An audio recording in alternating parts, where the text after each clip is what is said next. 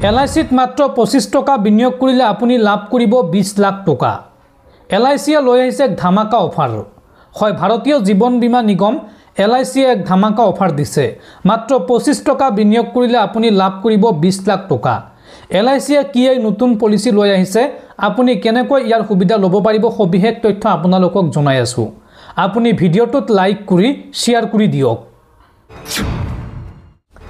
দৰ্শকসকল, ভিডিঅ'ৰ আৰম্ভণিতে আপোনালোকক কৈ দিছোঁ, আপোনালোকে ভিডিঅ'টো সম্পূৰ্ণ শেষলৈকে চাব, নহ'লে কিন্তু আপোনালোকে বুজি নাপাব। LICয়ে দিছে ধামাকা অফাৰ।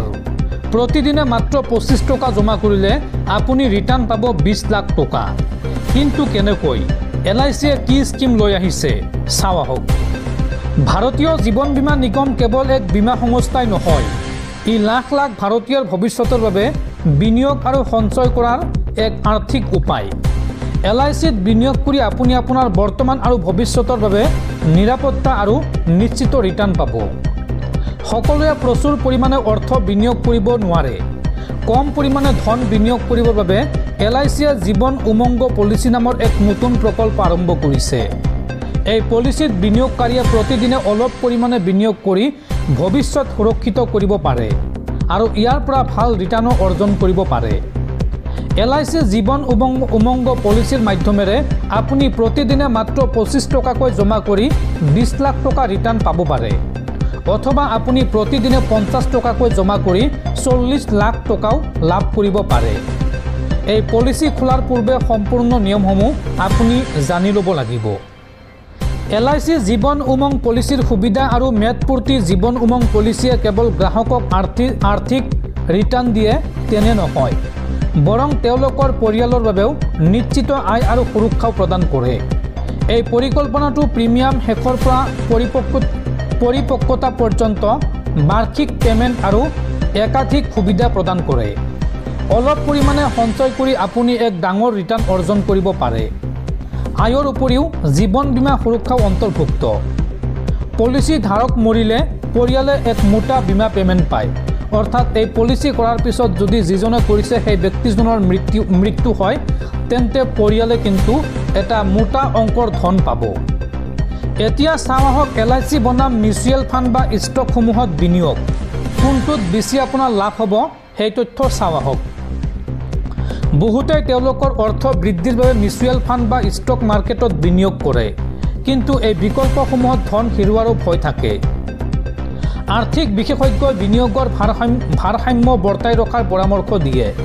আপুনি যদি ভাল ৰিটাৰ্ণ সহ এক নিৰাপদ বিনিয়োগ বিচাৰে, তেন্তে LIC সৰ্বোত্তম প্ৰকল্প। LIC জীৱন উমং পলিচি তেওঁলোকৰ বাবে আদৰ্শ, যিয়ে প্ৰতিদিনে অলপকৈ সঞ্চয় কৰিব খোজে। তেওঁলোকে বীমা সুৰক্ষা সহ এক ডাঙৰ ৰিটাৰ্ণ পাব পাৰে। অৰ্থাৎ এই পলিচিত যদি আপোনালোকে ধন বিনিয়োগ কৰে, তেন্তে আপোনাৰ ধন জমা হ'ব, লগতে আপুনি এটা বীমা সুৰক্ষাও লাভ কৰিব।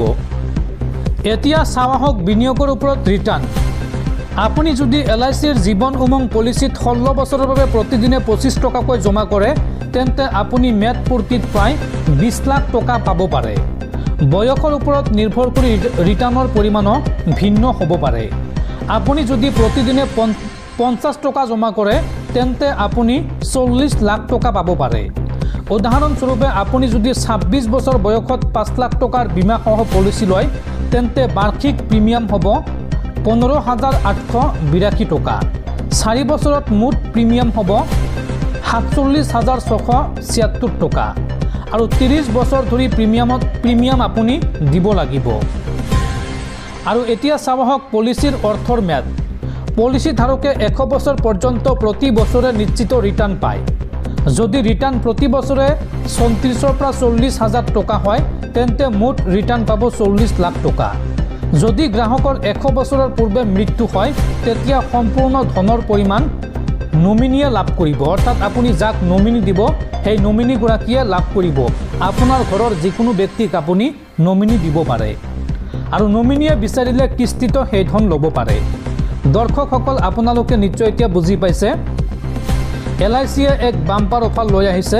যদি আপোনালোকে LICৰ এই উমংগ পলিচিত ধন বিনিয়োগ কৰিব খোজে, তেন্তে আপোনাৰ ওচৰৰ যিকোনো LIC ব্ৰাঞ্চ বা LIC এজেণ্টৰ সৈতে যোগাযোগ কৰি ভালদৰে জানি বুজি তাৰ পিছতহে বিনিয়োগ কৰিব।